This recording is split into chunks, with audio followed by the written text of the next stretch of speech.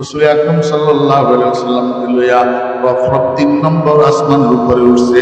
আমার ভাইয়েরা তো সাহাবা, এই আসমানের উপরে দেখি রাসূল আকরাম সাল্লাল্লাহু আলাইহি ওয়াসাল্লাম রীতিমতো হতবাক।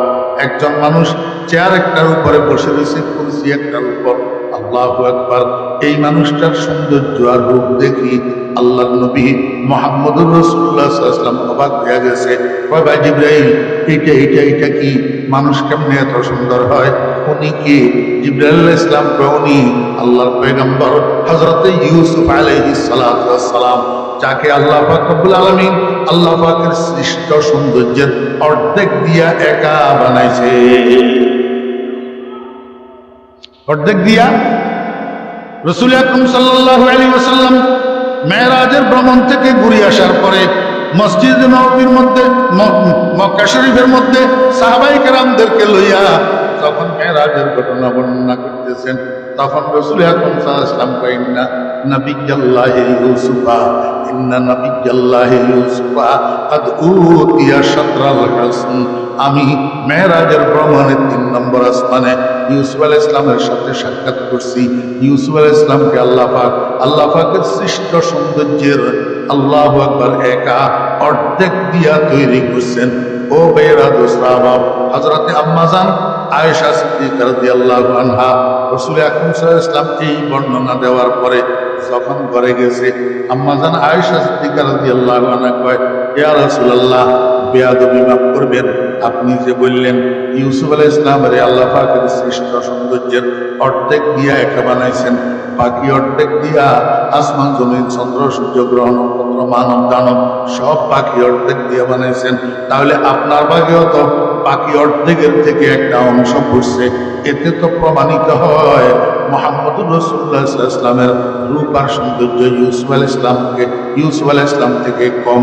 আসলে বাস্তবতা কি? রাসূল আকরাম সাল্লাল্লাহু আলাইহি ওয়াসাল্লাম বলেন, আয়েশা, তোমার হিসাবে ভুল হয়েছে, হিসাবটা একটু শুদ্ধ করে দিতে হবে। কয় ইয়া রাসূলুল্লাহ, কি হিসাব? হিসাব হইল আল্লাহ পাক রব্বুল আলামিন সর্বপ্রথম তো আমারে বানাইছে, সর্বপ্রথম আমাকে বানাইছে। আমার রূহকে আল্লাহ পাক রব্বুল আলামিন সর্বপ্রথম বানাইছে। আমার রূহ হইল আউয়ালুল মাখলুক। আমার রূহ আমাকে বানাইছেন যেই রূপ আর সৌন্দর্য দিয়া, সেই রূপ আর সৌন্দর্যের প্রকাশটাকে আল্লাহ পাক 2 ভাগ করছেন। 1 ভাগ দিয়া আসমান জমিন চন্দ্র সূর্য সমস্ত সৃষ্টি জগৎকে বানাইছেন, আর 1 ভাগ দিয়া ইউসুফ আলাইহিস সালামকে বানাইছেন। কোন ভাগের একসাথ করলে যেই পরিমাণ সৌন্দর্য আর রূপ হয়, সেই পরিমাণ সৌন্দর্য আর রূপ আল্লাহ পাক রব্বুল আলামিন আমি মুহাম্মদুর রাসূলুল্লাহ সাল্লাল্লাহু আলাইহি ওয়াসাল্লামকে একাই দান করছে। ऐसा तुझे खालिक ने तरहदार बनाया, यूसुफ को तेरे तालिब दीदार बनाया, उसने यूसुफ तमे ईसा यद बैजादारी, आज खुबा हमादारंग तू तन्हादारी। আমার ভাইয়েরা দোস্তাবা, ইউসুফ আলাইহিস সালামের সাথে কুশল বিনিময়ের পরে এবার রফরফ উপরের দিকে উঠা শুরু হয়েছে। من يهد الله فلا مضل له ومن يضلله فلا هادي له ونشهد أن لا إله إلا الله وحده لا شريك له ونشهد أن سيدنا ومولانا محمدا عبده ورسوله صلى الله تعالى عليه وعلى آله وأصحابه وبارك وسلم تسليما كثيرا. أما بعد فأعوذ بالله من الشيطان الرجيم. بسم الله الرحمن الرحيم.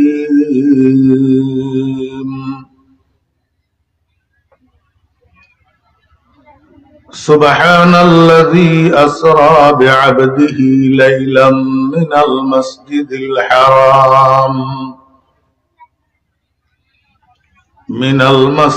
الحرام إلى المسجد الأقصى الذي باركنا حوله الذي باركنا حوله لنريه من آياتنا إنه هو السميع البصير صدق الله مولانا العظيم.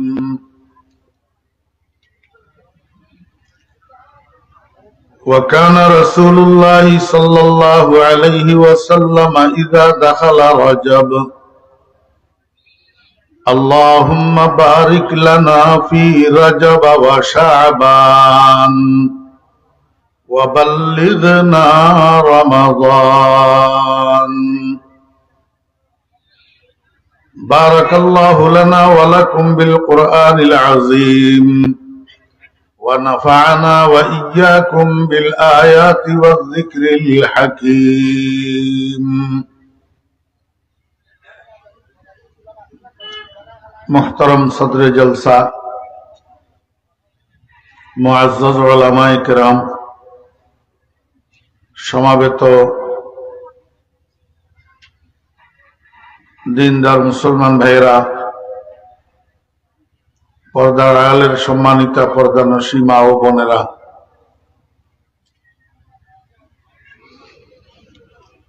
মহান আল্লাহ রাব্বুল আলামিনের অপরিসীম দয়ার ইহসান আল্লাহ রাব্বুল আলামিন আমাদেরকে আজ 3রা জানুয়ারি 2026 ইংরেজি তারিখে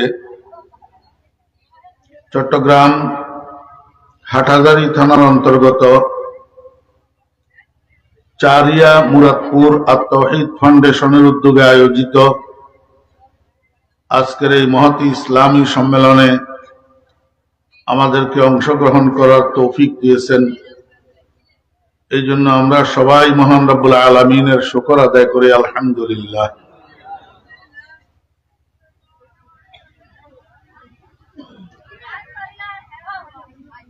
আরবি বৎসরের হিসাব মতে এখন যেই মাস চলতেছে এই মাসটার নাম হলো মাহে রজব, রজব মাস। এই মাসের মধ্যে ইসলামের ইতিহাসের এক তাৎপর্যবহুল ঘটনা সংঘটিত হয়েছে। আমাদের প্রিয় নবী সরকারে দো আলম জনাবে মুহাম্মদুর রাসূলুল্লাহ সাল্লাল্লাহু আলাইহি ওয়াসাল্লামের মেরাজের ঘটনা। আই রাসূল আকরাম সাল্লাল্লাহু আলাইহি ওয়াসাল্লামের নাম মোবারক লইলাম যে অনারা দরুদ শরীফ কেন হইলে,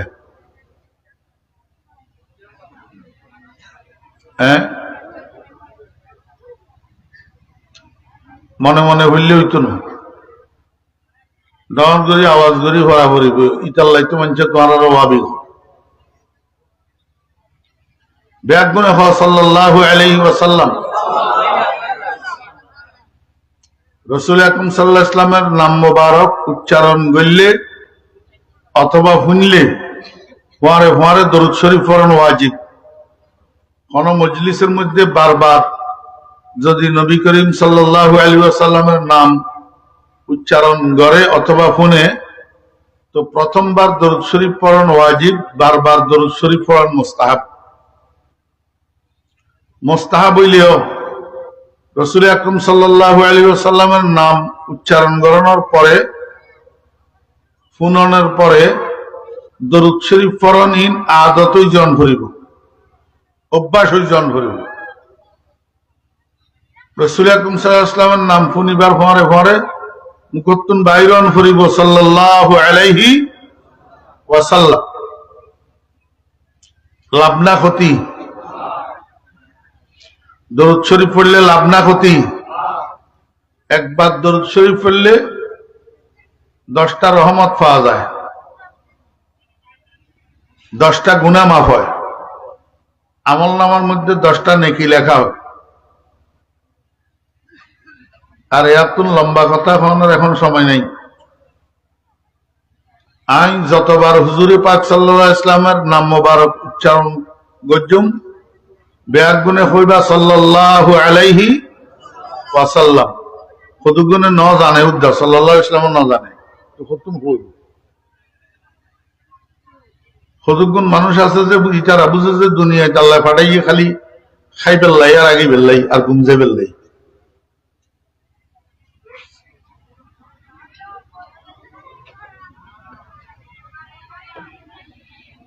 আস্তাগফিরুল্লাহ, লা হাওলা ওয়ালা কুওয়াতা ইল্লা বিল্লাহ।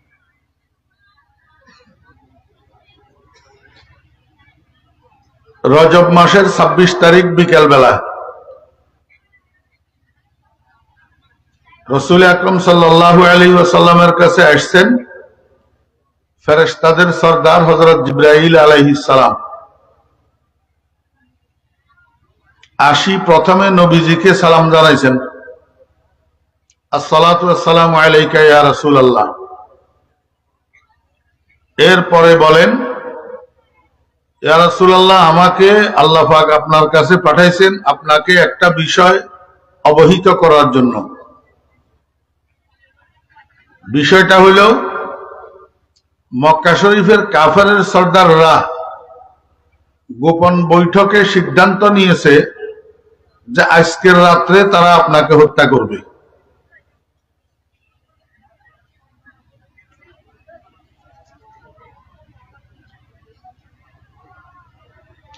আপনারা আমার কথা বুঝেন? আমার মনে হয় না। কবরস্থানের পাশে দাঁড়াইয়া কথা বললে কবরস্থানবাসীদের পক্ষ থেকে কোনো সাড়া শব্দ পাওয়া যায় না, ক্রিয়া প্রতিক্রিয়া পাওয়া যায় না। তো জিন্দাদের সামনে বসে কথা বললেও যদি সেরকম হয় তাহলে কেমনে হবে? তাহলে কথা বুঝতেছেন, এটা কেমনে বোঝা যাবে?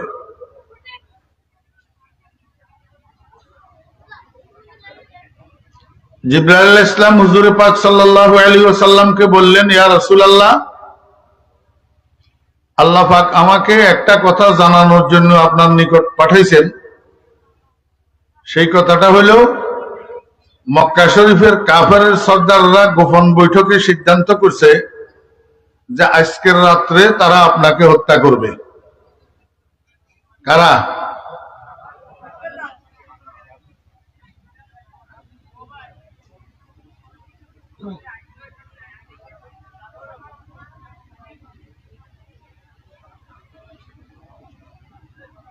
আপনারা আমার কথা বুঝেন? হ্যাঁ, কি অহংকারী মানুষ নি কোনো হিটেও তো বুঝি না, কথাই তো কয় না। হ্যাঁ, তো ঠান্ডা লাগিলেই তাহলে মুখ নলরিব না?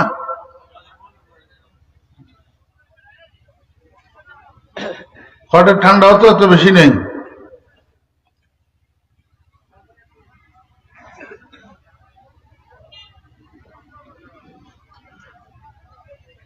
রজব মাসের 26 তারিখ বিকেল বেলা জিবরাইল আসি হুজুর পাক সাল্লাল্লাহু আলাইহি ওয়াসাল্লামকে বললেন, এই আয়ানে অসুস্থ, একখানা উসুল্লা ফাইলে সারি দিয়ে উড়ি যাইব, খালি উসুল্লা তো আজকে।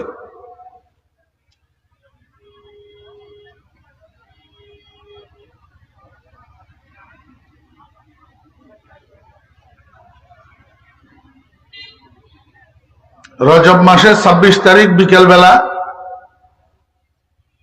জিবরাইল আসি নবীজিকে জানাইলেন, ইয়া রাসূলুল্লাহ, আমাকে আল্লাহ পাক আপনার কাছে পাঠাইছেন আপনাকে একটা জিনিস জানানোর জন্য। সেটা হলো মক্কা শরীফের কাফেররা সিদ্ধান্ত করছে আজকের রাত্রে তারা আপনাকে হত্যা করবে।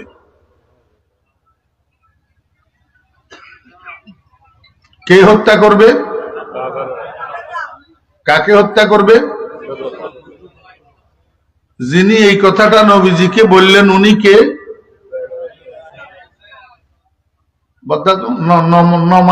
তুই তো আর নাক বরাবর বুঝছো কে আয় গুনাগার যে ঘুরা হওয়া যে ইতাল্লাই আর লগে কথা কইলে তোমার শরম হইব না?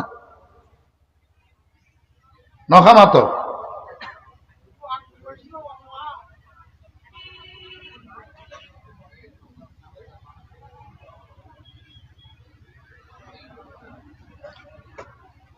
তাহলে বললাম তোরা কে আয় সামনে দিয়ে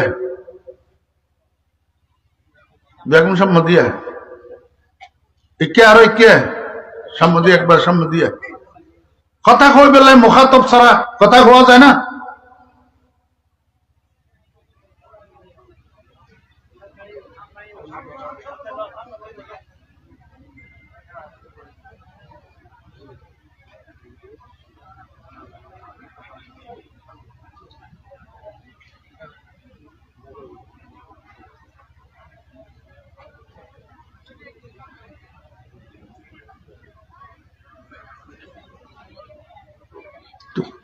হইলে তো হবাজে হুজুরে অহংকার কর ইটার লাইতে ঘুরে গাড়াই কিনে দপ না হইল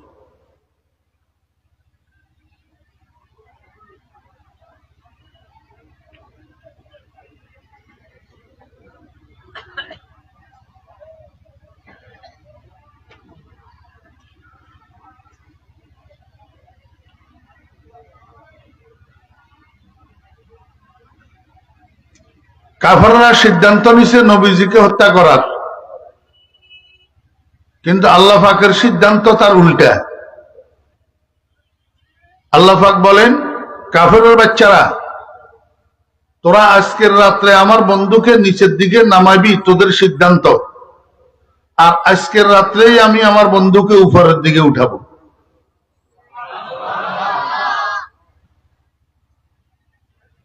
বুঝে থাকলে বলুন যে মানুষের সিদ্ধান্ত বাস্তবায়ন হয় না আল্লাহর সিদ্ধান্ত বাস্তবায়ন হয়? আল্লাহর সিদ্ধান্ত বাস্তবায়ন হয়। জিবরাইল বলেন, ইয়া রাসূলুল্লাহ, আল্লাহ পাকের আদেশ, আজকের রাতটা আপনি আপনার ঘরে আপনার বিছানায় যাপন না করি একটু স্থান পরিবর্তন করি অন্য জায়গায় রাত্রি যাপন করবেন। এই কথাটা বলি জিবরাইল চলে গেছে, আর সামনের দিকে কিছু বলে নাই। রাসূল আকরাম সাল্লাল্লাহু আলাইহি ওয়াসাল্লাম সামনের প্ল্যান প্রোগ্রাম সম্পর্কে কিচ্ছু জানে না।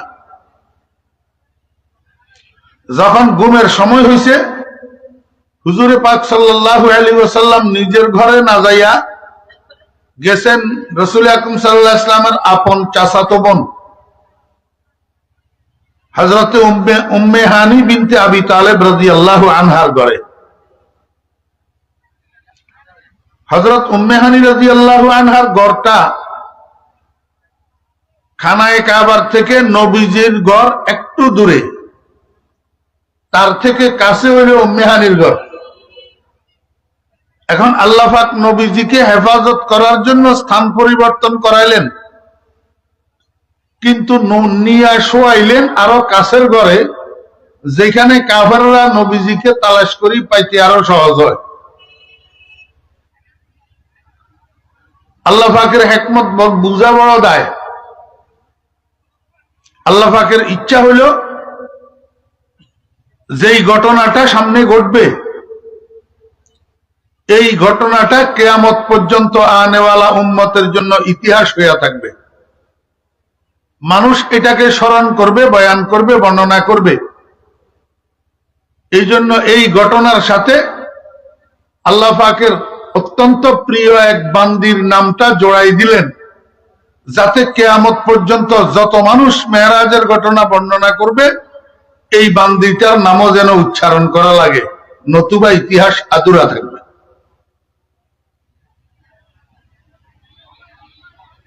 দরা সব আচের আগে আহলে বিনস সাজায়ে আফরি সদ আফরিনস চৌদৌলত সজ্জে বদ খাহানেহানি সোবে দৌলত সারায়ে উম্মেহানি। আল্লাহ পাক রাসূল আকরাম সাল্লাল্লাহু আলাইহি ওয়াসাল্লামকে নিয়ে আত্মগোপন করালেন উম্মেহানির ঘরে।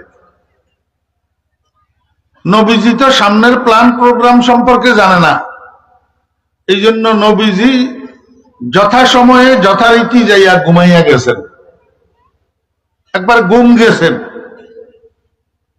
এখন আমাকে আপনারা একটু বলেন, যদি রাসূল আকরাম সাল্লাল্লাহু আলাইহি ওয়াসাল্লাম আলেমুল গায়ব হইতেন, যদি নবীজি গায়েব জানতেন, তাহলে নবীজি সামনের প্ল্যান প্রোগ্রাম সম্পর্কে জানতেন, তো নবীজি কি ঘুমাইতেন? জি, কখনো ঘুমাইতেন না, অপেক্ষা করে বসে দেখতেন। যেহেতু নবীজি আলিমুল গাইব না, যেহেতু নবীজি সামনের প্রোগ্রাম জানেন না, সেহেতু নবীজি যাইয়া ঘুমাইয়া গেছে। ঠিক রাত্রের যখন 12টা হয়েছে, 1 মিনিট কমও নয়, 1 মিনিট বেশিও নয়, বরাবর 12টা। দরজার মধ্যে পড়ছে টোকা। রাসূল আকরাম সাল্লাল্লাহু আলাইহি ওয়াসাল্লাম ভিতর থেকে জিজ্ঞাসা করেন, মান আনতা, কে আপনি? বাহিরের থেকে উত্তর আসতেছে, আসসালাতু ওয়াসসালামু আলাইকা ইয়া রাসূলুল্লাহ, আনা জিবরাইল। হে আল্লাহর রাসূল, আমি জিবরাইল। রাসূল আকরাম সাল্লাল্লাহু আলাইহি ওয়াসাল্লাম বলেন, ভাই জিবরাইল, বিকেল বেলায় তো আপনার সাথে দেখা হইল, কথা হইল, এখন আবার এই মধ্যরাত্রে কি প্রয়োজনে আসা হইল? জিবরাইল বলেন, ইয়া রাসূলুল্লাহ, আপনাকে একটু কষ্ট করি, শোয়ার থেকে উঠি ঘরের বাহিরে আসতে হবে। নবীজি জানেন, ওয়ামা ইয়ানতিকু আনিল হাওয়া ইন হুয়া ইল্লা ওয়াহয়ু ইউহা। জিবরাইলের নিজের থেকে কিছু বলার ক্ষমতা নাই আল্লাহ পাকের আদেশ না হইলে। এই জন্য নবীজি একটা কথাও বাক্য ব্যয় না করি শোয়ার থেকে উঠি, দরজাটা খুলি, ঘরের বাহিরে আসি, জিবরাইলের সামনে দাঁড়াইছি। ভাই জিবরাইল, কি জন্য আসতে বললেন? জিবরাইল বলেন, ইয়া রাসূলুল্লাহ, আপনাকে কষ্ট করি একটু আমার সাথে যাইতে হবে। কোথায় যাইতে হবে আর জিজ্ঞেস করে নাই, বাদ্য বালকের মতো জিবরাইলের পিছনে পিছনে হাঁটা শুরু করছে। যাইতে যাইতে জিবরাইল নবীজিকে নিয়ে ঢুকলেন হাতিমে কাবার মধ্যে। আপনারা যারা এখনো পর্যন্ত মক্কা শরীফ যান নাই, হাতিমে কাবা বুঝা আপনাদের জন্য একটু কঠিন। খানায়ে কাবা, যেটা আল্লাহর ঘর বাইতুল্লাহ, এই বাইতুল্লাহ শরীফের একটা অংশ কালে কালে নির্মাণের বিবর্তনের কারণে এখন খানায়ে কাবার বাহিরে এই অংশটা, কিন্তু এটা আসলে খানায়ে কাবারই অংশ। এখন এই অংশটা খানায়ে কাবার বাহিরে, এটার চতুর্দিকে রাউন্ড একটা হাফ ওয়াল করা আছে। একদিকে একটা দরজা আছে, খোলা দরজা, উপরে মিজাবে রহমত, নিচের এই জায়গাটাকে হাতিমে কাবা বলে। জিবরাইল রাসূল আকরাম সাল্লাল্লাহু আলাইহি ওয়াসাল্লামকে নিয়ে ঢুকলেন হাতিমে কাবার মধ্যে। নবীজি সেখানে ঢুকি অবাক। কেন? সেখানে আগের থেকে একটা প্রস্তুতির ব্যবস্থাপনা আছে। মানুষ কতগুলা দাঁড়ায় আছে এখানে, তার মধ্যে একজন মানুষের হাতে একটা ট্রে, স্বর্ণের ট্রে। এই ট্রের মধ্যে পানি, কেউ বলে জমজম, কেউ বলে কাউসার। এক পাশে একটা জন্তু দাঁড়িয়ে আছে, জন্তু। এই জন্তুটা গোড়ার থেকে একটু নিচু, গাদার থেকে একটু উঁচু, শরীরের রং দুধের মতো দবদবে সাদা, গলা থেকে উপরের দিক মানুষের মতো, মানুষের চেহারা, আর নিচের দিক চতুষ্পদ জন্তুর মতো সাইটেন। নাম হইল তার বোরাক, নাম তার বোরাক। বোরাক নাম রাখা হয়েছে এই জন্য যে এটা বরকুন ধাতু থেকে নির্গত। বরকুন ধাতুর অর্থ হইল বিজলি চমকানো। আমাদের দেশে ঠাড়া পড়ে না, ঠাড়া বজ্রপাত যেটাকে বলে, এই ঠাড়া পড়ার পূর্ব মুহূর্তে একটা ঝিলিক, বিদ্যুতের একটা ঝিলিক মারে না? এটারে আপনাদের দেশে কি বলে? খাড়া ঝিলিক। হ্যাঁ,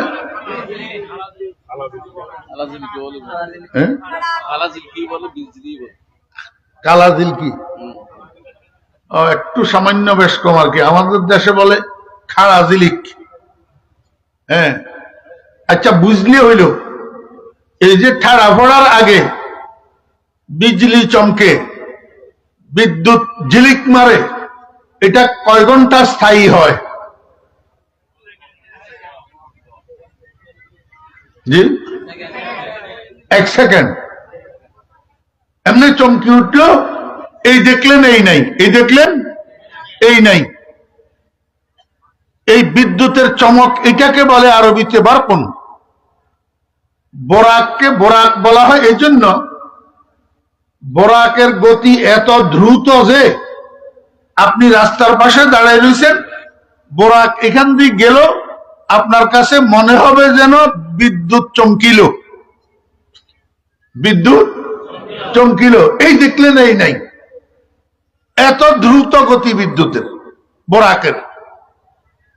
তার কারণ হলো বোরাক সামনের দিকে চোখে যতটুক দেখে অতটুকুর মধ্যে 1 কদম দেয়। এটা পাশে দাঁড়ানো আছে। রাসূল আকরাম সাল্লাল্লাহু আলাইহি ওয়াসাল্লাম জিবরাইলকে জিজ্ঞেস করলেন, ভাই জিবরাইল, আমাকে এখানে কেন নিয়ে আসছেন? এটা কিসের আয়োজন? এই মানুষগুলা কারা?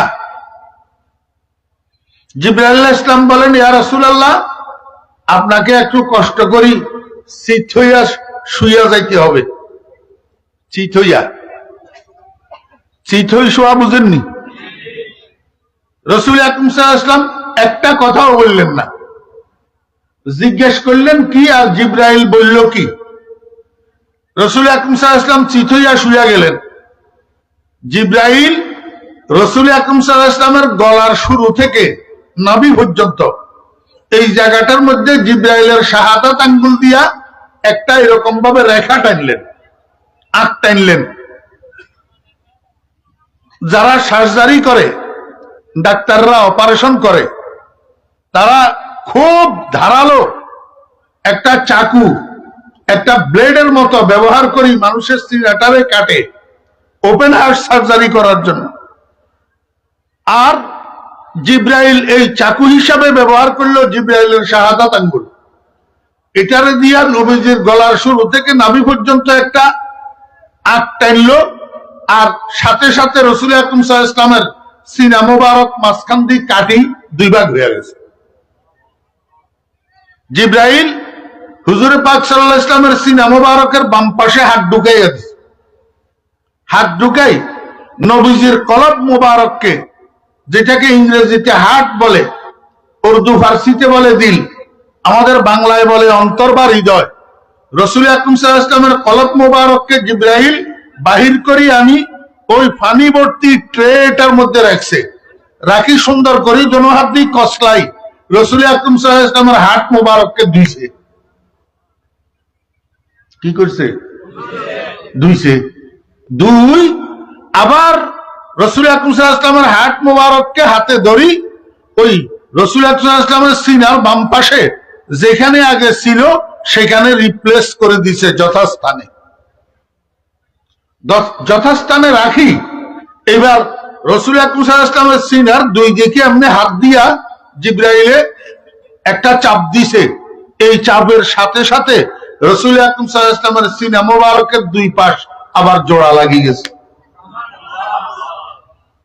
আধুনিক স্বাস্থ্য বিজ্ঞান যে কসমেটিক সার্জারি আবিষ্কার করছে, এটার মূল হইল হুজুর পাক সাল্লাল্লাহু আলাইহি ওয়াসাল্লামের শাক্কে সদর। এই শাক্কে সদরের উপরে গবেষণা কইরা এই কসমেটিক সার্জারি আবিষ্কার করা হয়েছে। জিবরাইল বলেন, ইয়া রাসূলুল্লাহ, এবার আপনি একটু উঠে দাঁড়ান। আল্লাহর হাবিব জনাবে মুহাম্মদুর রাসূলুল্লাহ সাল্লাল্লাহু আলাইহি ওয়াসাল্লাম শোয়ার থেকে উঠে দাঁড়াইলেন। রাসূল আকরাম সাল্লাল্লাহু আলাইহি ওয়াসাল্লামকে জিবরাইল বোরাকের দিকে দেখাইয়া বললেন, ইয়া রাসূলুল্লাহ, এই বাহনটা আপনার জন্য অপেক্ষা করতেছে, আপনি একটু কষ্ট করি এই বাহনটার পিঠে উঠে বসেন।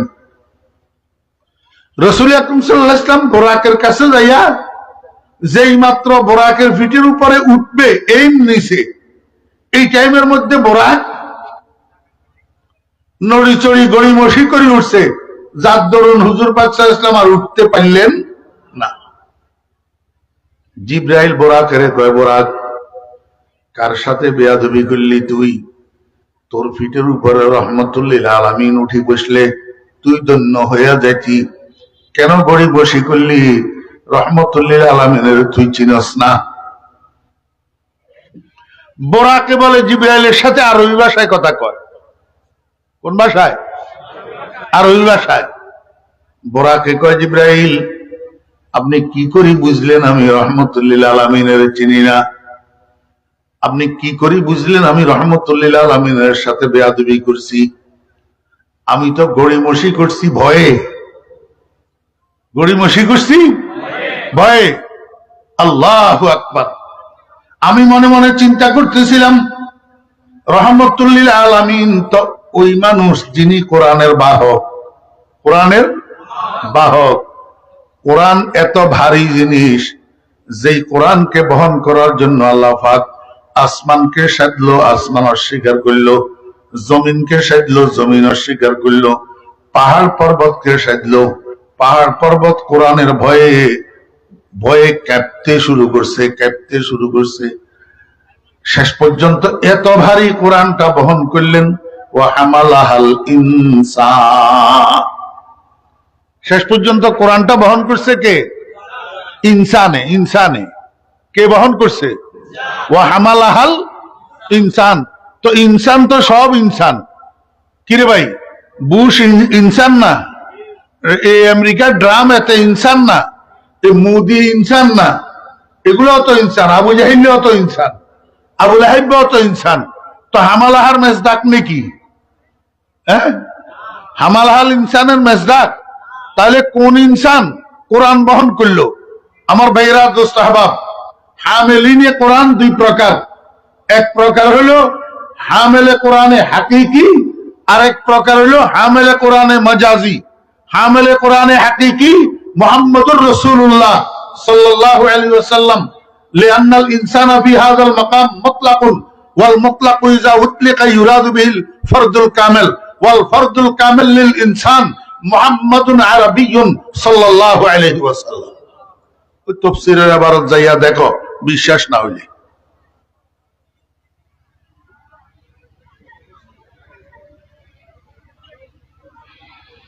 কোরআন শরীফের হামিলে হাকিকি মুহাম্মদুর রাসূলুল্লাহ সাল্লাল্লাহু আলাইহি ওয়াসাল্লাম।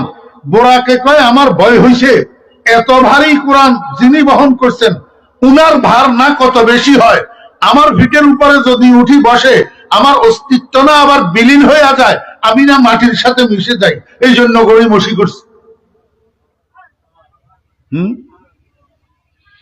বোরাকে কয়, ইয়া রাসূলুল্লাহ, আমি এখন বসলাম, আমার ফিটটাকে নিচু করে দিলাম, আপনি দয়া করে আমার ফিটের উপরে উঠে বসুন, আমাকে ধন্য করুন। রহমতুল্লিল আলামিন বোরাকের ফিটের উপরে উঠে বসলেন। পিছনে দিয়া জিবরাইল আমিন বসলো।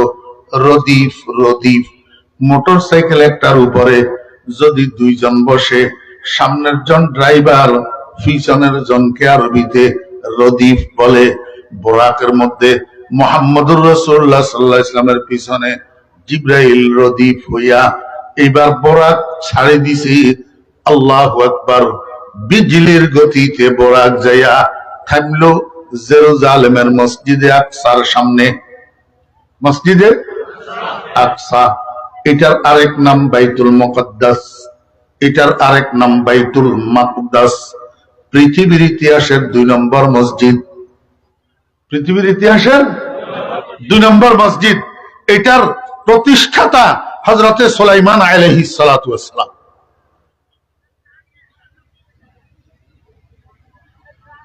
আমার ভাইরা, দোস্ত আহবাব, জিবরাইল আলাইহিস সালাম রাসূল আকরাম সাল্লাল্লাহু আলাইহি ওয়াসাল্লামকে লইয়া মসজিদে আকসার সামনে, বাইতুল মুকদ্দাসের সামনে বোরাকের থেকে নামছেন। বোরাকের থেকে নামার পরে জিবরাইল আলাইহিস সালাম বোরাকটাকে একটা বেল্টের দ্বারা একটা ফিলারের সাথে বাঁধিয়ে রেখেছে। ফিলারের সাথে কেন বাঁধিয়ে রাখলো? আপনি যে সিএনজি একটা লইয়া বেয়ার বাড়িতে দাওয়াত খাইতে গেছেন, সিএনজি একটা লইয়া বেয়ার বাড়িতে দাওয়াত খাইতে গেছেন, আমার বেয়েরা, দোস্ত আহবাব, আপনাদের একজন দাওয়াতি মেহমান চারিয়ার মোতায়েম সাহেব হুজুর সিএনজি একটা সাথে লইয়া আপনাদের মাহফিলে এসছে। আশিস সিএনজি ওয়ালারে কয়, আরে বাপ, তুই যাইস না, থাক, আমার সাথে খানা খাইস, আবার আমারে লইয়া যাইস, কারণ তুই চলে গেলে আমি আবার হাঁটি যাব নাকি, কেমনে যাব, এই জন্য তোকে থাকতে হবে। কথা বুঝছেন না বুঝেন নাই? আমার বেহরা দুস্তাবাব বোরাকের থেকে নামার পরে অন্যদিকে ইনারা দুজনের সফর আছে, ভ্রমণ। সেই সফরের থেকে আবার এখানে আসা হবে, এখান থেকে আবার মক্কা শরীফ হাঁটি যাবে নাকি, এই জন্য বোরাকটারে ফিলারের সাথে বেল্ট দিয়া বাঁধছে জিব্রাইল। বান্দি এবার নবীজিকে লইয়া ঢুকছে মসজিদে আকসা তথা বাইতুল মুকদ্দাস মসজিদের ভিতরে। ভিতরে ঢুকিতে হুজুরে পাক সাল্লাল্লাহু আলাইহি ওয়াসাল্লাম তাজ্জুব হইয়া গেছে, ভাই জিব্রাইল এখানে কোথায় আমারে নিয়ে আসলেন? এই গভীর রাত্রে এত মানুষ কেন এখানে? ওনারা কারা? এবং সবাই দণ্ডায়মান কেন? কাতার সোজা করা কেন? জিবরাইল আলাইহিস সালাম বলেন, ইয়া রাসূলুল্লাহ, এটা ওই মসজিদ যেই মসজিদ আপনার প্রথম কিবলা, মসজিদে আকসা বাইতুল মুকদ্দাস। এখানে যে মানুষগুলাকে দেখতেছেন ইনারা সবাই আপনার পূর্ববর্তী নবী রাসূলগণ। আপনার পূর্ববর্তী নবী রাসূলদেরকে আল্লাহ পাক রব্বুল আলামিন এখানে সমাবেত করছেন। আল্লাহু আকবার। আপনাকে আল্লাহ পাক রব্বুল আলামিন এই মসজিদের মধ্যে 2 রাকাত নামাজ পড়াবেন। তবে নামাজটা আপনি একিলা পড়বেন না, জামাতের সাথে পড়বেন। আপনি ইমাম হবেন আর আপনার পিছনে মুক্তাদি হবে 1.25 লক্ষ নবী রাসূলগণ। এই জন্য সবাই দাঁড়াইয়া কাতার সোজা করে দাঁড়াইয়া আছে। সামনের পেশ মুসাল্লাটা আপনার জন্য অপেক্ষা করতেছে। ইয়া রাসূলুল্লাহ, আপনি একটু সামনে যান, 2 রাকাত নামাজের ইমামতি করেন।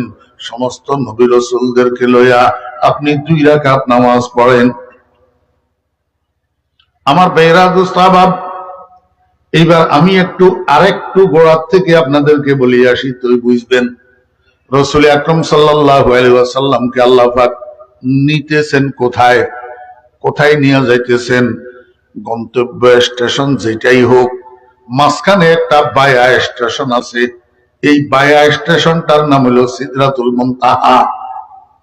বায়া স্টেশন, এটার নাম কি? সিদরাতুল মুনতাহা। একদিনের মাহফিলে তো সব কথা বলা যায় না। এই সিদরাতুল মুনতাহাটার ইতিহাসও আপনাদেরকে একটু জানার দরকার ছিল, কিন্তু আজকে তো এটার সময় হবে না। আমার বেহরা দুস্তাবাব, সিদরাতুল মুনতাহা নামের এই জায়গাটা মক্কা শরীফের খানায়ে কাবা থেকে একবারে সূচ বরাবর উপরে, সূচ বরাবর সোজা উপরে। তাহলে আল্লাহ পাক রব্বুল আলামিন আল্লাহর বন্ধুকে যদি সিদরাতুল মুনতাহা নিয়ে যাবেন, মক্কা শরীফ থেকে উপরের দিকে উঠাইলে ভ্রমণটা কাছে হইতো, সহজ হইতো। জেরুজালেম দিয়া ঘুরাইয়া উঠাইলেন কেন? 2 রাকাত নামাজ কেন পড়াইলেন? আমার বেহরা দুস্তাবাব, আবার ইমামতি কেন করাইলেন? প্রথম কথা হইল, আল্লাহ পাক রব্বুল আলামিন কয়, বন্ধু আপনি যেই সফরে আজকে বাইর হইতেছেন, এটা বড় ক্রিটিক্যাল সফর, বড় লম্বা সফর। আল্লাহু আকবার। একটা সফর তো হইল ভূমি থেকে ভূমি, অর্থাৎ মসজিদে হারাম থেকে মসজিদে আকসা পর্যন্ত। এই ভ্রমণটার কথা আল্লাহ পাক কোরআন শরীফের মধ্যে বলছেন, সুবহানাল্লাযী আসরা বিআবদিহি লাইলাম মিনাল মাসজিদিল হারাম ইলাল মাসজিদিল আকসা। রাসূল আকরাম সাল্লাল্লাহু আলাইহি ওয়াসাল্লামের মেরাজের সফরটা 2 ভাগে বিভক্ত। একটা হলো ভূমি থেকে ভূমি, আর একটা হলো ভূমি থেকে আকাশ। ভূমি থেকে ভূমি পর্যন্ত যেই ভ্রমণটা, এটাকে ইসরা বলে। আর ভূমি থেকে আকাশের যে ভ্রমণটা, এটাকে মেরাজ বলে। প্রথম অংশটা কোরআনের দ্বারা সাব্যস্ত। এটাকে যদি কেউ অস্বীকার করে, সঙ্গে সঙ্গে কাফের, সঙ্গে সঙ্গে। আমার বেহরা দুস্তাবাব, আল্লাহ পাক রব্বুল আলামিন বলেন, বন্ধু যেহেতু আপনার সামনে এত বড় একটা হাজত, এত বড় একটা জরুরত, আপনি এই লম্বা সুদীর্ঘ সফরটা তাই করতে হবে, আবার ফিরে আসতে হবে। তো আপনার এই কঠিন ভ্রমণটা সহজ হওয়ার জন্য আপনি 2 রাকাত সালাতুল হাজত পড়েন। 2 রাকাত কি পড়েন? সালাতুল হাজত পড়েন। আমার ভাইয়েরা, দোস্ত আহবাবেরা, আল্লাহ পাক রব্বুল আলামিন আল্লাহর বন্ধুকে দিয়া 2 রাকাত সালাতুল হাজত পড়াইলেন। 2 রাকাত সালাতুল হাজত। আমরা তো বর্তমানে অনেক মানুষ আছি সালাতুল হাজত কোন জানোয়ারের নাম জানিও না। ও মুসলমান ভাইরা, একটা নফল নামাজ আছে 2 রাকাত। কয় রাকাত? 2 রাকাত। এই 2 রাকাত নফল নামাজ কিসের নফল নামাজ? এটা হলো হাজতের নামাজ, জরুরতের নামাজ, বিপদের নামাজ, মুসিবতের নামাজ, রোগের থেকে মুক্তি পাওয়ার নামাজ। এই কাজটা সাহাবায়ে কেরামরা বেশি করতেন। হযরতে সাহাবায়ে কেরাম ছোট্ট থেকে ছোট্ট কোনো প্রয়োজন সামনে আসছে, আল্লাহু আকবার, 2 রাকাত সালাতুল হাজত। আগের যুগের মানুষে খড়ম পরিধান করতো, খড়ম। ওনারা খড়ম চিনেন না? মুরব্বিয়াল, হ্যাঁ, কিসের খড়ম? কিসের? প্লাস্টিকের? হ্যাঁ, কাঠের কাঠের কাঠের স্যান্ডেল, কাঠের স্যান্ডেল। তো কাঠের স্যান্ডেল এটা পায়ে লাগানোর জন্য ওই 2 পায়ের মাঝখানে থাকতো একটা খাড়া কাঠের বইলা, খড়মের বইলা, বইলা কয় এটারে। এটা এই যুগের গুলা বুঝবে না, মুরব্বীরা হয়তো বুঝলে বুঝতে পারেন। এই বইলা এইটা কাঠের বইলা, এইটা খাড়া যে কাটি, যেটা 2 আঙ্গুলের মাঝখানে রাখি, তো এই খড়মইগুলা ব্যবহার করে। এই কাঠি এটা কোনো কোনো সময় পুরানো হইতে হইতে ভাঙ্গি যায়, ভাঙ্গি গেলে নতুন আরেকটা কাঠি সেখানে বসাইতে হয়। হযরতে সাহাবায়ে কেরাম রিজওয়ানুল্লাহি তাআলা আলাইহিম আজমাইন, উনাদের খড়মের কাঠি এটা ভাঙ্গি গেলে উনারা সাথে সাথে ওযু করি 2 রাকাত সালাতুল হাজত। আল্লাহ, আমার সামনে একটা জরুরত পেশ এসেছে, আমার খড়মের বইয়াটা ভাঙ্গি গেছে, আল্লাহ তুমি এটাকে আবার লাগানোর জন্য ব্যবস্থা করে দাও। দোয়া করতে। আমরা তো এখন বড় থেকে বড় জরুরত, বড় থেকে বড় হাজত, বড় থেকে বড় বিপদ, বড় থেকে বড় মুসিবত, বড় থেকে বড় অভাব, বড় থেকে বড় দুশ্মনের দুশ্মনী সামনে আসলে দুনিয়ার মানুষের শরণাপন্ন হই, দুনিয়ার মানুষের মুখাপেক্ষি হই, এর কাছে এর কাছে ওর কাছে যাই, আরেকজনের দরজা খটখড়াই, কিন্তু সালাতুল হাজত পড়ি আল্লাহর কাছে হাজতটা জানাইতে জানি না, আল্লাহ শরণাপন্ন হইতে জানি না। ও মুসলমান ভাইয়েরা, দোস্ত আহবাব, ছোট বড় যে কোনো প্রয়োজন, যে কোনো হাজত, যে কোনো মুসিবত সামনে আসুক, ইনশাআল্লাহুল আজিজ এখন থেকে কি করবেন? প্রথমে ওযু করবেন, 2 রাকাত নফল নামাজের নিয়ত করবেন। নফল নামাজ, নফল নামাজ, সালাতুল হাজত এটাও নফল। 2 রাকাত নফল নামাজের নিয়ত করি 2 রাকাত নামাজ পড়বেন। নামাজ শেষে 2 খানা হাত আল্লাহর দরবারে উঠাইবেন, 5টা কালিমা উচ্চারণ করবেন। ইয়া আউয়ালাল আউয়ালিন, ইয়া আখিরাল আখিরিন, ইয়া যাল কুওয়াতিল মাতিন, ইয়া রাহিমাল মাসাকিন, ইয়া আরহামার রাহিমিন। এই 5টা কালিমা উচ্চারণ করি আল্লাহর কাছে যেই দোয়া করবেন সেই দোয়া আল্লাহ পাক কবুল করবেন। যেই কোনো হাজত পেশ করবেন আল্লাহ পাক হাজত পুরা করে দিবে। আল্লাহু আকবার। মনে রাখবেন, যেই 5টা বাক্যের কথা বললাম, 5টা কালিমা আলেমদের থেকে প্রয়োজনে বাংলা উচ্চারণে লিখে নিবেন, লিখে মুখস্থ করবেন। ইয়া আউয়ালাল আউয়ালিন, ইয়া আখিরাল আখিরিন, ইয়া যাল কুওয়াতিল মাতিন, ইয়া রাহিমাল মাসাকিন, ইয়া আরহামার রাহিমিন। কয়টা কালিমা? রাসূল আকরাম সাল্লাল্লাহু আলাইহি ওয়াসাল্লাম বলেন, এই 5টা কালিমার মধ্যে আল্লাহ পাক রব্বুল আলামিন এমন ক্ষমতা দিয়া রাখছে, আল্লাহর কাছ থেকে এই 5টা কালিমায় আল্লাহর রহমতকে ছিনাইয়া নিয়ে আসতে পারে। আল্লাহু আকবার। আরেকটা বাস্তব উদাহরণ দিয়া বুঝাইলে আর একটু ভালো বুঝতেন, কিন্তু এখন সময় নাই। রাসূল আকরাম সাল্লাল্লাহু আলাইহি ওয়াসাল্লামকে আল্লাহ পাক সামনের সফরটা আসান হওয়ার জন্য পড়াইলেন সালাতুল হাজত। কিন্তু এই সালাতুল হাজত তো মক্কা শরীফেও পড়াইতে পারতেন। মক্কা শরীফে পড়াই মসজিদে হারাম থেকে উপরের দিকে উঠাইতে পারতেন। এটার জন্য বাইতুল মুকাদ্দাসে নিলেন কেন? আল্লাহ পাকের ইচ্ছা, আজকে আমার বন্ধুকে এই নামাজটা একা পড়াবো না, বরং জামাতে পড়াবো। এখন জামাতে পড়াইলে মুক্তাদি কারা হবে? 1.25 লক্ষ নবী রাসূলকে মুক্তাদি বানাবেন। এখন এই 1.25 লক্ষ নবী রাসূলকে ধারণ করার মতো পরিধি তখন মসজিদে হারামের ছিল না। কিন্তু বাইতুল মুকাদ্দাসের ছিল। এই জন্য আল্লাহ পাক রব্বুল আলামিন আল্লাহর বন্ধুকে বাইতুল মুকাদ্দাস নিয়ে গেছেন, সেখানে নিয়ে ইমামতি করাইলেন। কেন? দুনিয়ার মানুষকে এই কথা বোঝানোর জন্য, হে দুনিয়ার মানুষেরা, দুনিয়ার মধ্যে যত পেশা আছে, যত কাজ আছে, যত সুগল আছে, যত প্রফেশন আছে, সবচেয়ে উত্তম সুগল, উত্তম পেশা ইমামতির পেশা। সমাজের মধ্যে যত মানুষ বাস করে, সবচেয়ে শ্রেষ্ঠ মানুষ হলো মসজিদের ইমাম। শ্রেষ্ঠ মানুষকে মসজিদের দলা মসজিদে ইমামে আম্বিয়া বুদ, সফে পেশি নিয়ারা পেশাওয়া বুদ, খুদা দর সরওয়ারা সরদারি অশদাদ, জেখাইলে আম্বিয়া সালারি অশদাদ। ও মুসলমান ভাইয়েরা, যদি কোনো মসজিদের সভাপতি হইতে পারেন, যদি কোনো মসজিদের সেক্রেটারি হইতে পারেন, যদি কোনো মসজিদের ক্যাশিয়ার হইতে পারেন, যদি কোনো মসজিদের কমিটির সদস্য হইতে পারেন, খবরদার কমিটির মধ্যে যদি থাকতে পারেন, মসজিদে যাইয়া নেতাগিরি করবেন না, তাফালিং করবেন না, মসজিদে যাইয়া নেতৃত্ব দেখাবেন না, মসজিদে যাইয়া সভাপতি হওয়ার কারণে আর সেক্রেটারি হওয়ার কারণে ইমাম মুয়াজ্জিনের সাথে গরু ছাগলের মতো ব্যবহার করবেন না। বরং আপনি যে মসজিদ কমিটির সভাপতি, মসজিদ কমিটির সেক্রেটারি, মসজিদ কমিটির সদস্য, এইটাকে মসজিদের খাদেম মনে করবেন, খাদেম। সভাপতি সেক্রেটারি মনে করবেন না। যদি সভাপতি সেক্রেটারি মনে করেন, মসজিদের মধ্যে তাফালিং আর মস্তানি করেন, যদি ক্ষমতা দেখান, ইমাম মুয়াজ্জিনের সাথে যদি দুর্ব্যবহার করেন, কিয়ামতের ময়দানে এই সভাপতিগিরি আর সেক্রেটারিগিরি আপনার মুখের উপরে মারা হবে।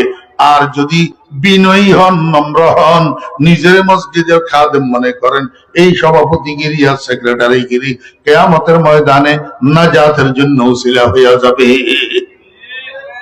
নাজাতের উসিলা হইয়া যাবে। আপনি যত বড় কেউ হন না কেন, যত বড় কিছু হন না কেন, মসজিদের মধ্যে ইমাম বড়, মসজিদের মধ্যে ইমাম বড়, মসজিদের মধ্যে সবচেয়ে সম্মানী ইমাম, সমাজের মধ্যে সবচেয়ে সম্মানী ইমাম। আল্লাহ এই জন্য আমি আমার বন্ধুকে ১.৫ লক্ষ নবী রাসূলের ইমাম বানাইলাম, ইমামুল আম্বিয়া ওয়াল মুরসালিন বানাইলাম।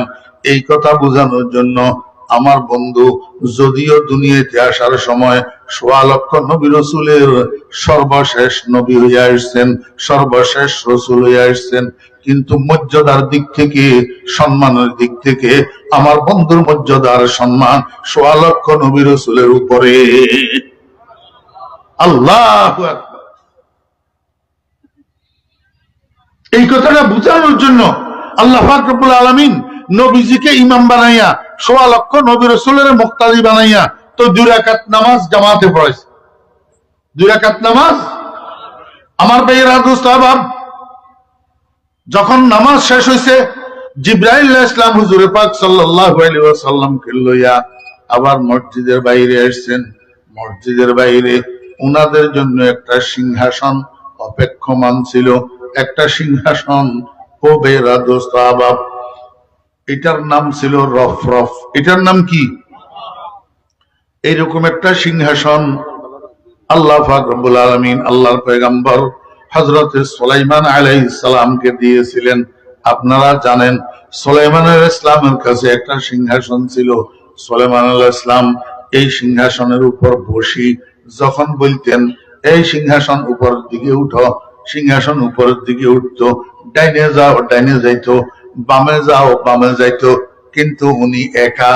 আমার ভাইয়েরা, দোস্ত আহবাব, সুলাইমান আলাইহিস সালামের সিংহাসনে সুলাইমান আলাইহিস সালাম একা। এই সিংহাসন ড্রাইভ করতেন, পরিচালনা করতেন উনি নিজে। কিন্তু মুহাম্মদুর রাসূলুল্লাহ সাল্লাল্লাহু আলাইহি ওয়াসাল্লামকে আল্লাহ পাক রব্বুল আলামিন যে সিংহাসন দিয়েছেন, এই সিংহাসন মুহাম্মদুর রাসূলুল্লাহ সাল্লাল্লাহু আলাইহি ওয়াসাল্লাম ড্রাইভ করে না। বড় লোকেরা গাড়ি কিনে, দামি দামি গাড়ি, ৫০ লাখ ৭০ লাখ ৮০ লাখ ১ কোটি ১.৫ কোটি দিয়া গাড়ি কিনে, কিন্তু এই গাড়ি নিজে চালায় না। নিজে গাড়ি চালানো এটা প্রেস্টিজের হ্যাম্পার। এই জন্য ৩০,০০০ ৪০,০০০ টাকা বেতন দিয়া একটা ড্রাইভার রাখে। বড় লোকদের গাড়ি নিজে চালায় না, ড্রাইভারে চালায়। আল্লাহ পাক রব্বুল আলামিন সুলাইমান আলাইহিস সালামকেও সিংহাসন দিয়েছেন, বন্ধুকেও সিংহাসন দিয়েছেন। দোনোটা সিংহাসনের মধ্যে দুইটা পার্থক্য। এক নম্বর পার্থক্য, সুলাইমান আলাইহিস সালামের সিংহাসন উনি নিজে ড্রাইভ করতেন, ড্রাইভার নাই। কিন্তু মুহাম্মদুর রাসূলুল্লাহ সাল্লাল্লাহু আলাইহি ওয়াসাল্লামের সিংহাসন নিজে ড্রাইভ করতেন না, এই সিংহাসনের ড্রাইভার বানাইয়া দিছে আল্লাহ পাক রব্বুল আলামিন সাইয়্যিদুল মালায়েকা হযরতে জিবরাইল আলাইহিস সালামকে। আমার ভাইরা দোস্ত আহবাব, সুলাইমান আলাইহিস সালামের সিংহাসন আকাশে উঠতো, এই কথা ঠিক, কিন্তু আসমানের উপরে না নিচে। শুধু আসমান কেন, মধ্য আকর্ষণের উপরেও তো যাইতে পারতো না। সুলাইমান আলাইহিস সালামের সিংহাসন মধ্য আকর্ষণের নিচে নিচে ঘুরতো, মাথার উপরে উপরে ঘুরতো। কিন্তু মুহাম্মদুর রাসূলুল্লাহ সাল্লাল্লাহু আলাইহি ওয়াসাল্লামের জন্য আল্লাহ পাক যে সিংহাসন পাঠাইছেন, রফরফ নামের সিংহাসন, এটার উপরে দুজন উঠি যখন দাঁড়াইছেন, আল্লাহু আকবার, জিবরাইল আলাইহিস সালাম সিংহাসন এটারে কয়, এই রফরফ উপরের দিকে উঠতে থাকো। রফরফ জিবরাইলের আদেশ পাইয়া উপরের দিকে উঠতে শুরু করছে। উঠতে উঠতে উঠতে উঠতে কি ছাতার মধ্য আকর্ষণ তাকর্ষণ, জমিনের থেকে আলোর গতিতে 500 বৎসরের দূরত্ব, প্রথম আসমানের নিচে যাইয়া দাঁড়াইছে জিবরাইল আলাইহিস সালাম সহ মুহাম্মদুর রাসূলুল্লাহ সাল্লাল্লাহু আলাইহি ওয়াসাল্লাম সহ। রফরফ এটা প্রথম আসমানের নিচে যাইয়া দাঁড়াইছে। আমার ভাইয়েরা, জিবরাইল আলাইহিস সালাম নিচের থেকে নক করছে, আসমানের দরজার দারওয়ানকে নক করছে, ফেরেশতা দারওয়ান। ভিতর থেকে ফেরেশতা দারওয়ান বলতেছে, মান আনতা, কে আপনি? জিবরাইল কয়, আনা জিবরাইল, আমি জিবরাইল। ফেরেশতা কয়, ওয়া মান মাআকা, আপনার সাথে কে? আমার সাথে মুহাম্মদুর রাসূলুল্লাহ সাল্লাল্লাহু আলাইহি ওয়াসাল্লাম। আমার ভাইয়েরা, দরজা তো খুলে দিছে ফেরেশতা দারওয়ান। এবার জিবরাইল আলাইহিস সালামকে লইয়া, আমার নবীজিকে লইয়া রফরফিটা উঠছে প্রথম আসমানের উপরে। সেখানে যাইয়া হুজুরে পাক সাল্লাল্লাহু আলাইহি ওয়াসাল্লাম দেখেন, আল্লাহু আকবার, একটা শাহেনশাহের মতো মানুষ, একটা শাহেনশাহী কুরসির মধ্যে শাহেনশাহী তবিয়তে বসে রইছে। রাসূল আকরাম সাল্লাল্লাহু আলাইহি ওয়াসাল্লাম দেখি তো অবাক, ওই বাপরে বাপ, এই শাহেনশাহী হালাতের মানুষ এটা কি? জিবরাইল আলাইহিস সালামকে জিজ্ঞেস করে, ভাই জিবরাইল, এই মানুষটাকে? জিবরাইল আলাইহিস সালাম কই, চিনলেন না? এটা আপনার আব্বা, তাড়াতাড়ি সালাম করেন, তাড়াতাড়ি। আব্বা মানি কে? হযরতে আদম আলাইহিস সালাতু ওয়াস সালাম। হযরতে আদম আলাইহিস সালাতু ওয়াস সালাম। হযরতে জিবরাইল আলাইহিস সালাম এবার আদম আলাইহিস সালামের কয়, ইয়া আদম, আপনি চিনতে পারছেন উনি কে? কয়, না, চিনলাম তো না। কয়, এটা আর কি আপনার নেক সন্তান, আপনার সুযোগ্য সন্তান, আপনার সুসন্তান, খাতামুন নবিয়্যিন, ইমামুল আম্বিয়া ওয়াল মুরসালিন, মুহাম্মদুর রাসূলুল্লাহ সাল্লাল্লাহু আলাইহি ওয়াসাল্লাম। আমার ভাইয়েরা, বাপ বেটার মধ্যে সালাম বিনিময় হইলো, কুশল বিনিময় হইলো। ছেলেও বাবাকে সালাম জানাইলেন, বাবাও ছেলেকে মোবারকবাদ জানাইলেন।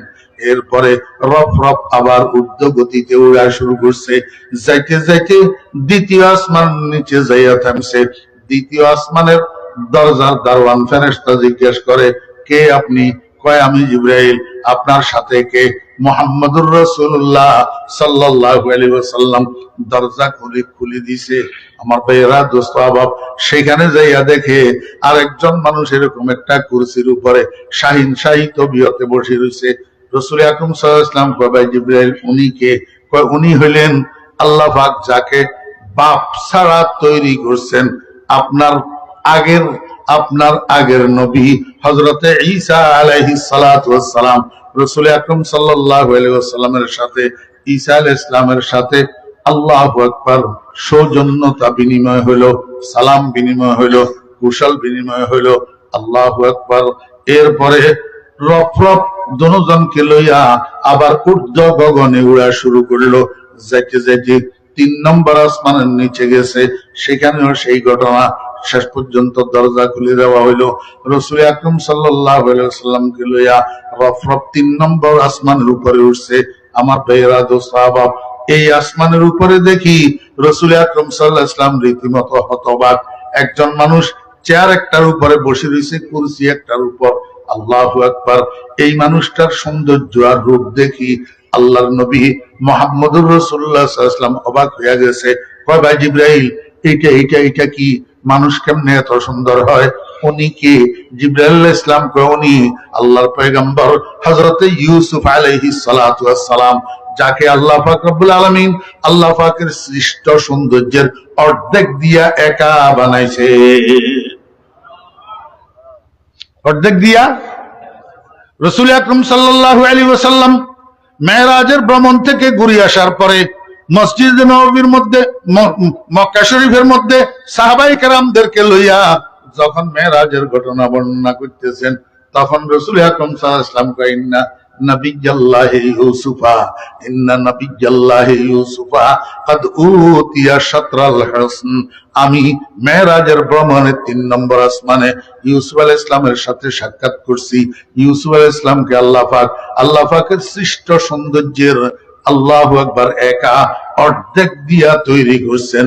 ও বেরাদ সাহাবা, হযরতে আম্মা জান আয়েশা সিদ্দিকা রাদিয়াল্লাহু আনহা রাসূল আকরাম সাল্লাল্লাহু আলাইহি ওয়াসাল্লাম এই বর্ণনা দেওয়ার পরে যখন ঘরে গেছে, আম্মা জান আয়েশা সিদ্দিকা রাদিয়াল্লাহু আনহা কয়, ইয়া রাসূলুল্লাহ, বেয়াদবি মাফ করবেন, আপনি যে বললেন ইউসুফ আলাইহিস সালামের আল্লাহ পাকের সৃষ্ট সৌন্দর্যের অর্ধেক দিয়া একা বানাইছেন, বাকি অর্ধেক দিয়া আসমান জমিন চন্দ্র সূর্য গ্রহ নক্ষত্র মানব দানব সব বাকি অর্ধেক দিয়া বানাইছেন, তাহলে আপনার ভাগেও তো বাকি অর্ধেকের থেকে একটা অংশ পড়ছে।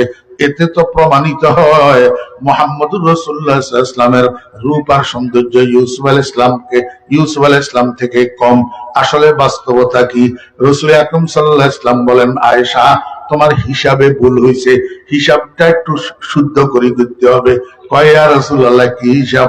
হিসাব হইল আল্লাহ পাক রব্বুল আলামিন সর্বপ্রথম তো আমারে বানাইছে, সর্বপ্রথম আমাকে বানাইছে। আমার রূহকে আল্লাহ পাক রব্বুল আলামিন সর্বপ্রথম বানাইছে। আমার রূহ হইল আউয়ালুল মাখলুক। আমার রূহ আমাকে বানাইছেন যেই রূপ আর সৌন্দর্য দিয়া, সেই রূপ আর সৌন্দর্যের প্রকাশটাকে আল্লাহ পাক 2 ভাগ করছেন। এক ভাগ দিয়া আসমান জমিন চন্দ্র সূর্য সমস্ত সৃষ্টি জগৎকে বানাইছেন, আর এক ভাগ দিয়া ইউসুফ আলাইহিস সালামকে বানাইছেন। দোনো ভাগেরে একসাথ করলে যেই পরিমাণ সৌন্দর্য আর রূপ হয়, সেই পরিমাণ সৌন্দর্য আর রূপ আল্লাহ পাক রব্বুল আলামিন আমি মুহাম্মদুর রাসূলুল্লাহ সাল্লাল্লাহু আলাইহি ওয়াসাল্লামকে একাই দান করছেন।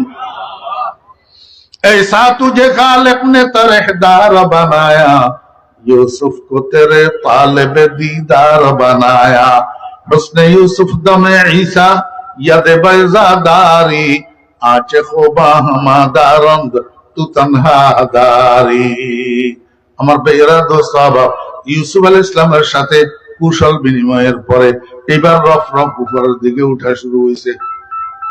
উপরের দিকে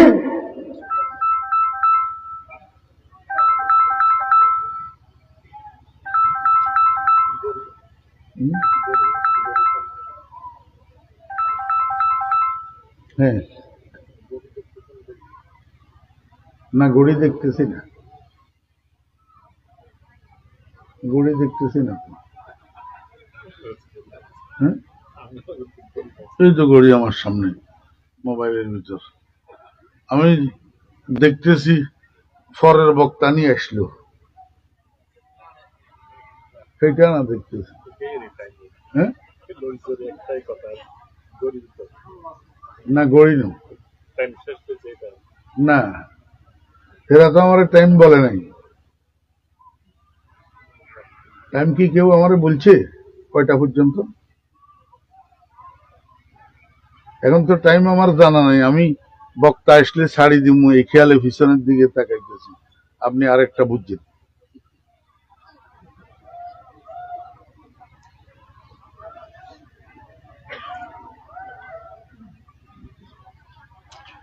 আজকে এই পর্যন্ত।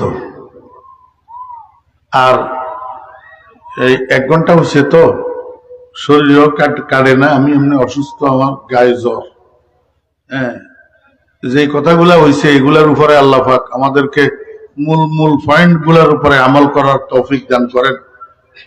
আল্লাহ রহমতে ইনশাআল্লাহ আজিজ আবার দেখা হইলে কোনো সময় বলবো। এমনি এটা শেষ করা যাবে না, একেবারে মিনিমাম একটা ফিনিশিং দেওয়ার জন্য আরো 1 ঘন্টা সময়ের দরকার।